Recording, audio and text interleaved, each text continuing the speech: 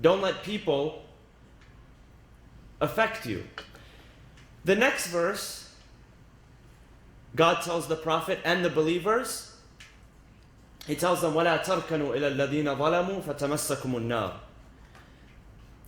Do not be inclined. Tarkanu means to be inclined. This is one of the possible meanings of the verse. Do not be inclined towards the oppressors. Who is meant by the oppressors here? The people of Mecca, the Meccan polytheists. The ones that tried to convince the Prophet to give up his message.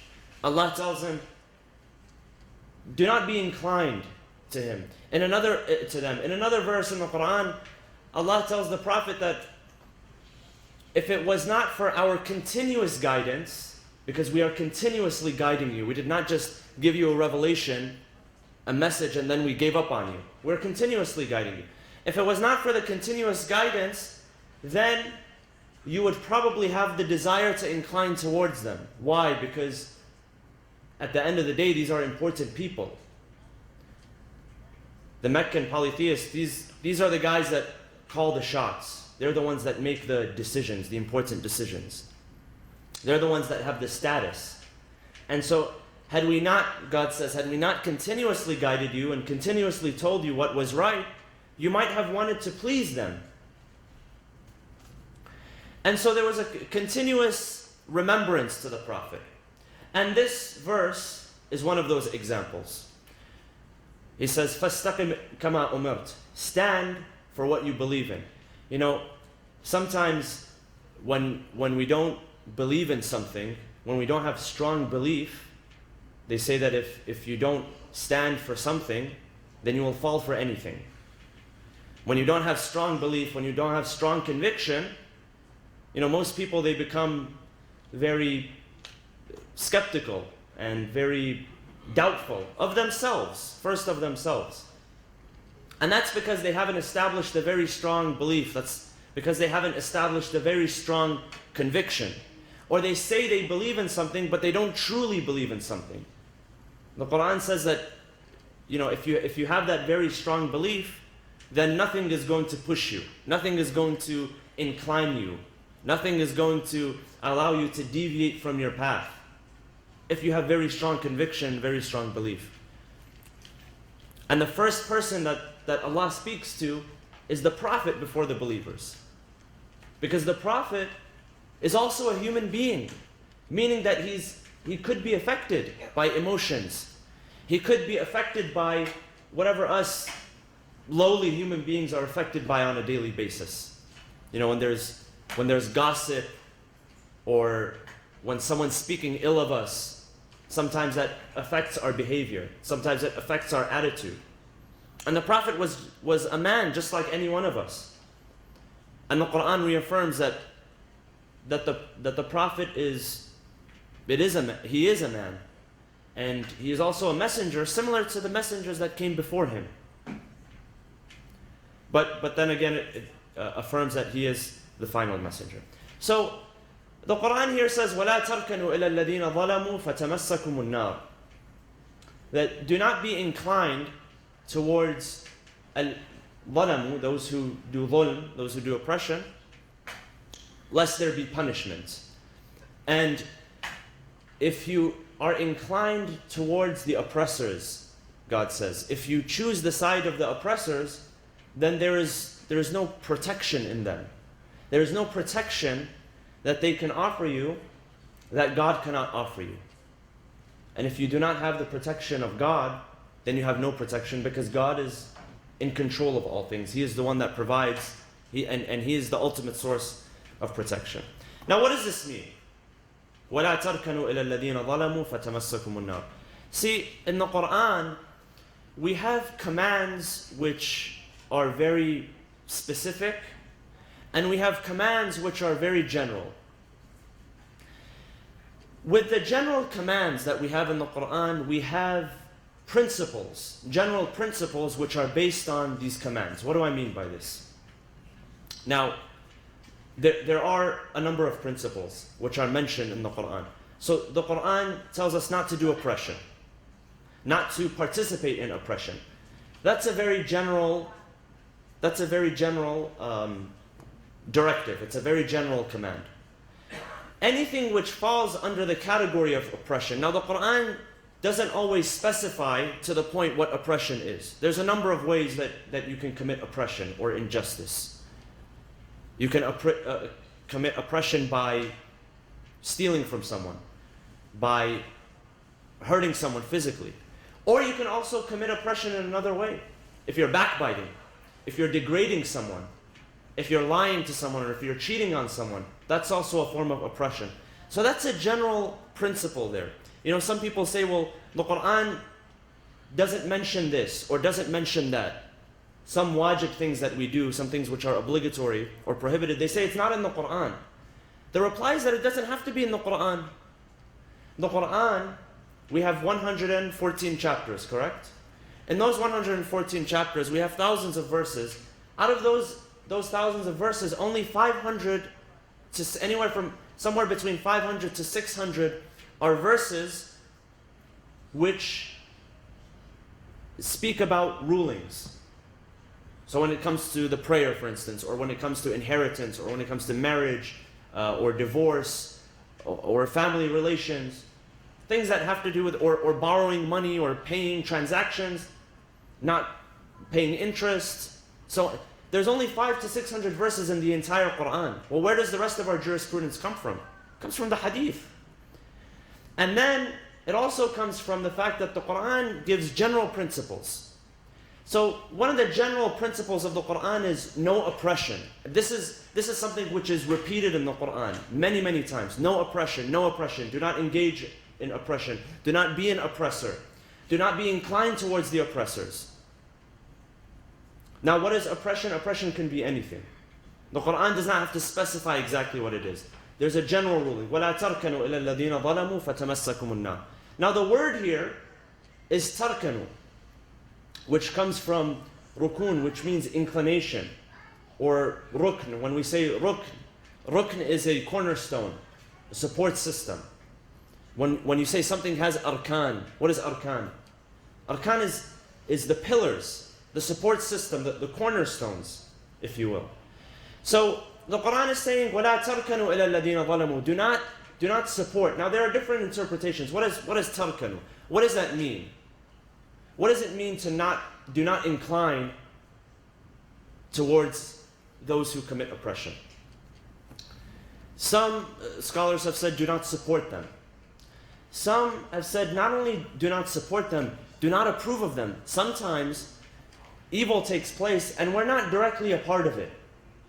You're not the one that's doing evil, but you approve of what's going on. And what the Quran is trying to say here is that if you're one of those people who you're not doing evil, but you approve of the evil that's going on, evil happens right in front of you, and it is within your power. That's another thing, by the way. It is within your power, it is within your influence to do something about it, but you don't. See, sometimes there are things which are evil, which are outside of our circle of influence. There's nothing that you can change about it.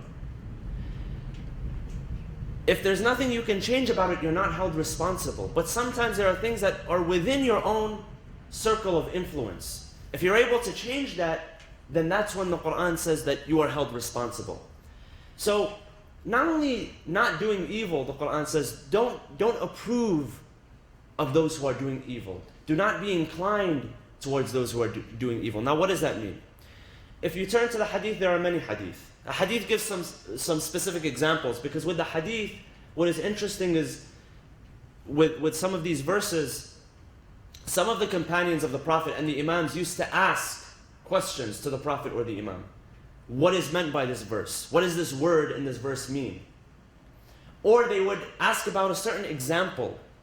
They would lay out a scenario, and then they would say, is this okay? Is it allowed? Is it not allowed? And then the Prophet or the Imam would give a reply. So, one of the ahadith, it talks about some specifics. Now, one day, one of the companions comes to one of the Imams, and he asks him about renting a premise, See, this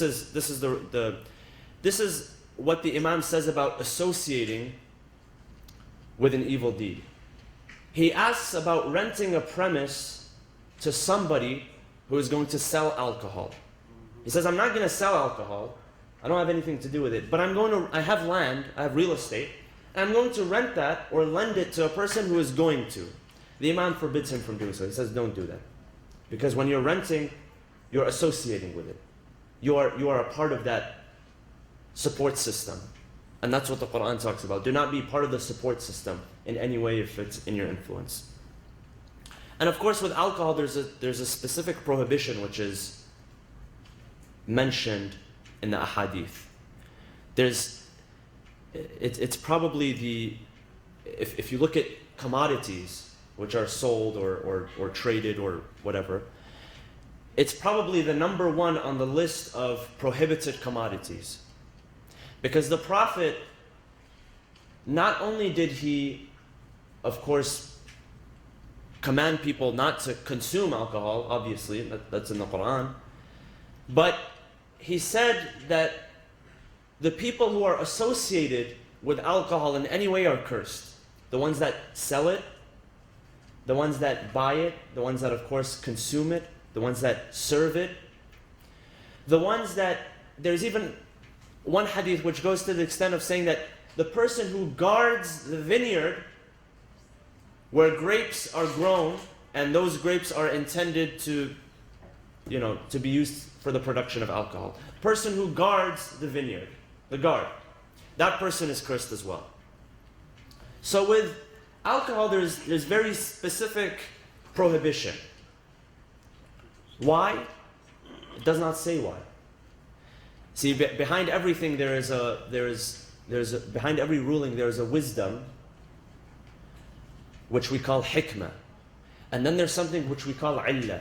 Illah is different than hikmah. Illah is the circumstances which trigger a law into effect. Because this exists, it is halal. Or because this exists, it is haram. That's what we call the illah. With our rulings, sometimes we know what the illah is, sometimes we don't know. Sometimes it's just a part of God's wisdom.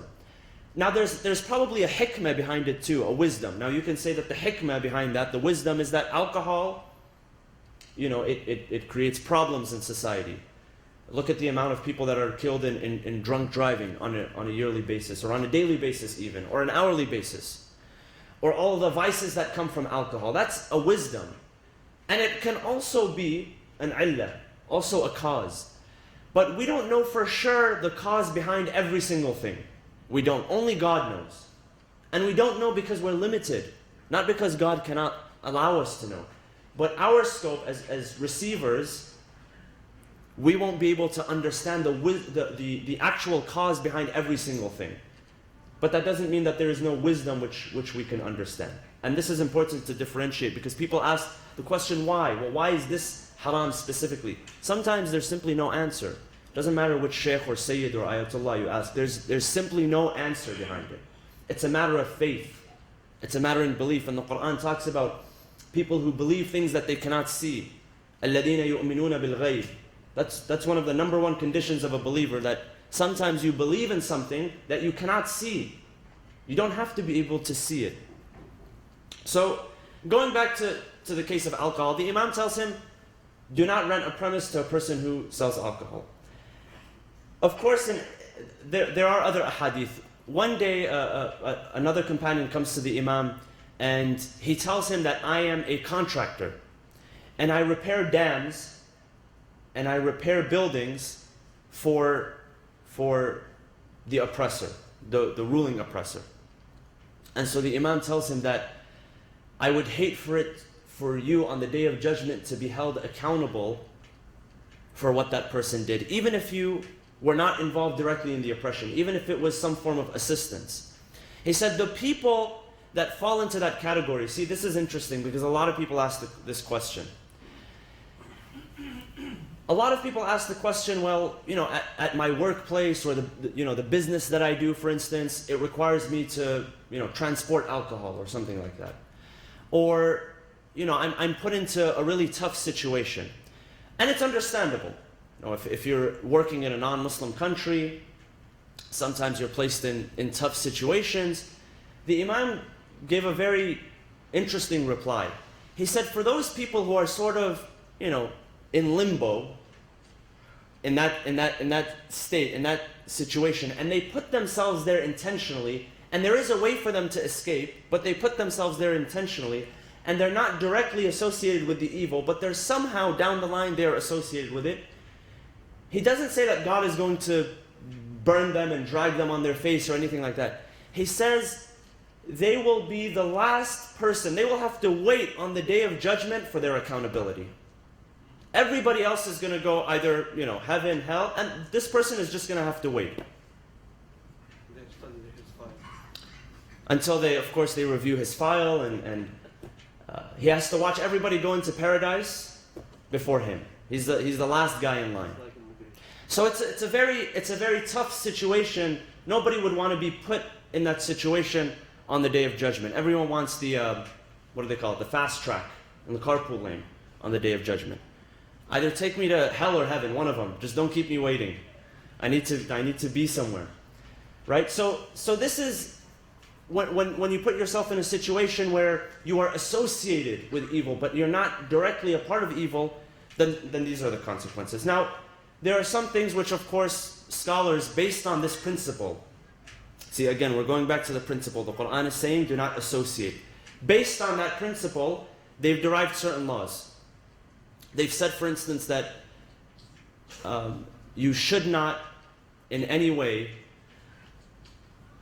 participate in the transactions, purchase and sale of weapons which can be used to hurt innocent people. So that's why we have to be very careful where we put our money. Now it's actually very interesting here in the United States and in other non-Muslim countries. There are Muslim groups, financial advisors actually, who, if you want to invest money, they make sure that those investments do not get invested into anything that has to do with weapons, alcohol, gambling, or any of the vices which non-Muslims may invest in, but as Muslims is a red line for us. So to make sure that your money gets invested into the right place, which is also very, very important, to make sure that it's being invested into the right place. So weapons that may be used to harm innocents, that's a red line that scholars have drawn. And they have drawn that because they have taken it from the principle of not assisting the oppressors. And of course, there's another verse in the Quran that says, وَتَعَاوَنُوا عَلَى الْبِرِّ وَالتَّقْوَى وَلَا تَعَاوَنُوا عَلَى الْإِثْمِ وَالْعُدْوَانِ. And cooperate in doing good deeds, but do not cooperate in the perpetration of sinful acts.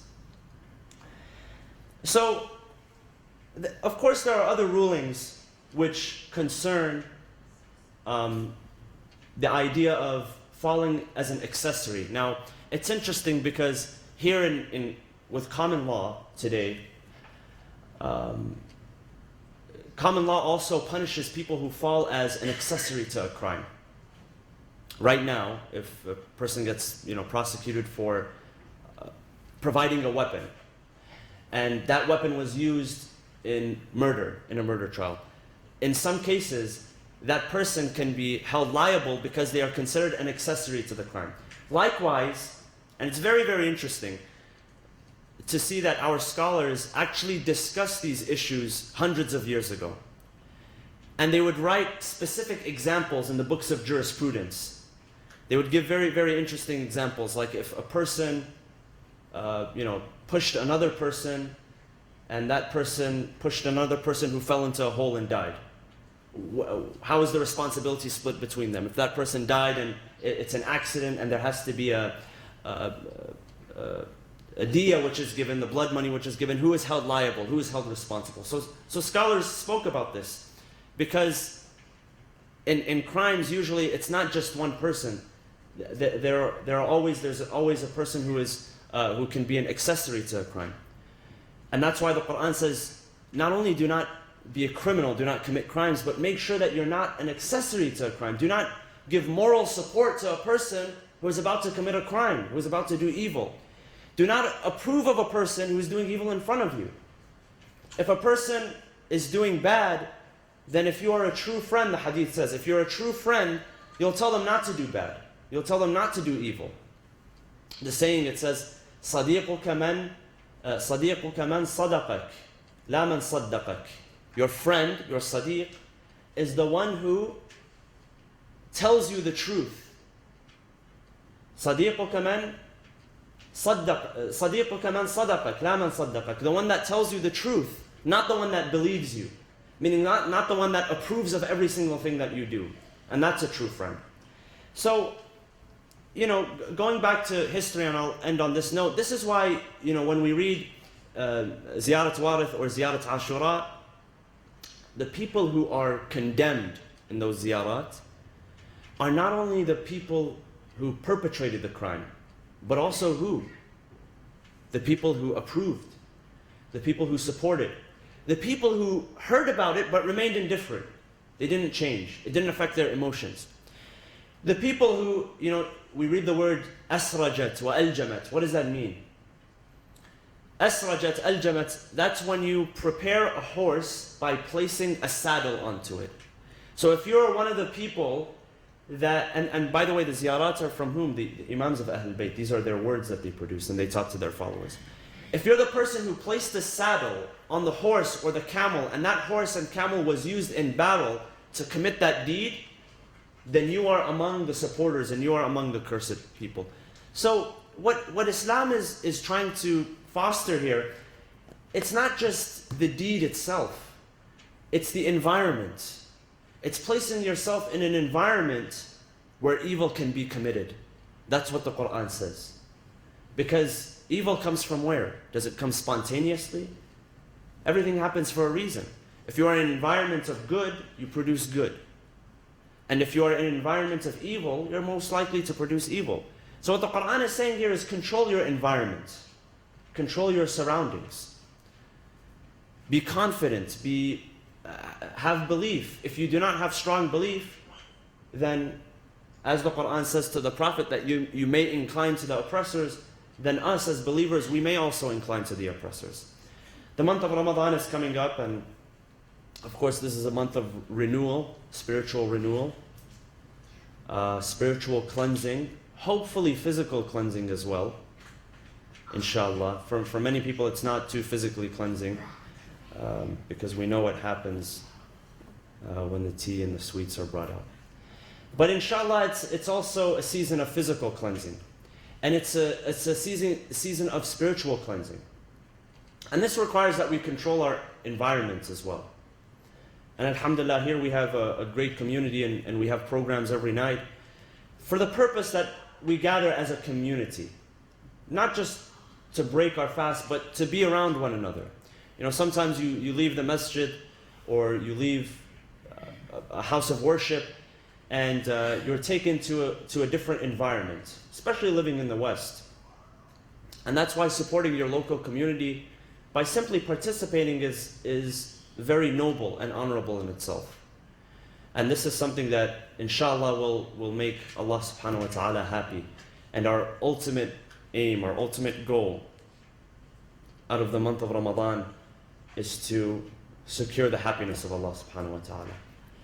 And so we ask Allah subhanahu wa ta'ala to allow this to be a blessed month. And we ask Allah subhanahu wa ta'ala to open up the doors of mercy and forgiveness for us in this upcoming month, and that we are able to benefit from this, truly benefit from this month, inshallah. Before I end, I'd just like to reiterate what Hajj Brother Samir was saying about the Ramadan program, inshallah, which begins this Tuesday. The Ramadan program begins Tuesday, and as you all know, we will have the program for every night, inshallah. It begins 1 hour before the Maghrib with the Quranic recitation, and we encourage you to be a part of the Quranic recitation as we try to complete the entire Quran in the month. And promptly at the adhan we will pray, inshallah. We will not delay, and after that, of course, we have the breaking of the fast together, dua al-iftitah, and a lecture by Imam Qazwini, inshallah. Again, it depends on, the beginning of the month depends on the sighting of the moon. we will send an email, as we do every single year. We will send an email and we will make an announcement and probably on the phone as well, the answering machine, as to the status of the moon sighting. There is a possibility here that it could be Monday, but if not, of course, the beginning will be Tuesday. It is good regardless of whether the first is Monday or not, even if it's not to fast, to begin fasting on Monday so that at least you can get in the zone and maybe get the process of the headache out of the way one day sooner. Instead of taking 1 week, maybe it'll take 6 days into Ramadan. And also, of course, to be able to fast at least one day in the blessed month of Sha'ban, which has many rewards in itself. So we look forward to seeing all of you, inshallah. Of course, just 2 more announcements since we're here, because we're opening registration, are the camps. So the junior camp and the senior camp. Senior meaning senior youth, not senior citizens. And if you're youth at heart, it's okay, even if you're a senior citizen. But 9 to 14 are the ages for the junior camp. They will both be in August, inshallah. The junior camp will be from the Friday the 19th to Sunday the 21st.